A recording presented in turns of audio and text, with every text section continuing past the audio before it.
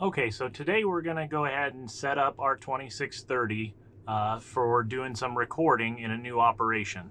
So the first thing we'll do is we'll go down here to main menu and we'll go to our green star tab. And the first thing we'll start at is letter G, resources.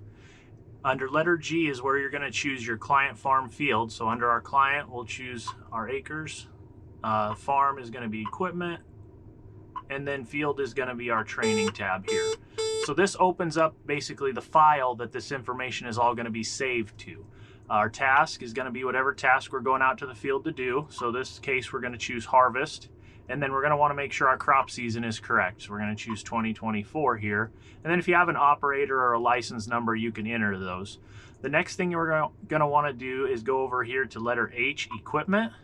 And you can see that it's already recognize that we're in this combine and it's got that specific serial number here. The offsets have already been measured, but if there was a change or something different that was running on this machine, you can go in here to change offsets and then manually measure those and change those measurements.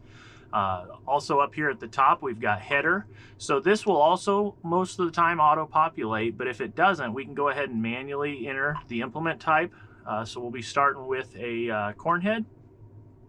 And then our implement model is going to be this 712C. And then the implement name, we'll just call it this corn head here. And then you can see down here our physical width is 30 foot on that. To get it to document properly, we're going to want to change these offsets. So however far in front of the feeder house, we're going to put in A here. So we'll put that measurement in.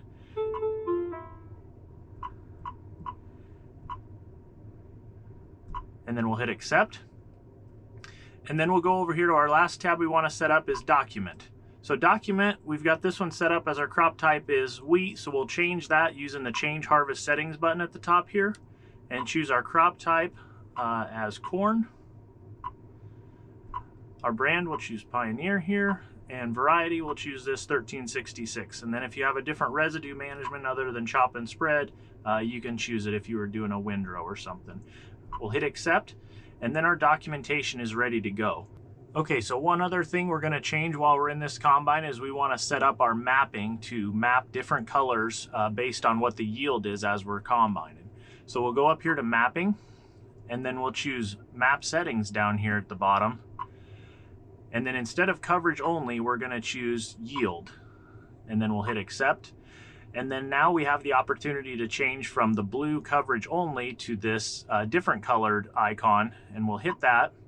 And then over here you'll see our legend is based off of color now with the bushels per acre that are incoming into the combine. So we'll set our highs and lows, so anything greater than 250 is going to be a green color, and anything less than 100 is going to be this purple color. We'll hit accept, and then as we're combining, these colors will coordinate to whatever's coming into the combine. This can also be used for planting in the instance of variable rate seeding, or fertilizer if you were doing a variable rate fertilizer to show that those areas were applied with more fertilizer or seeded with more seeds per acre.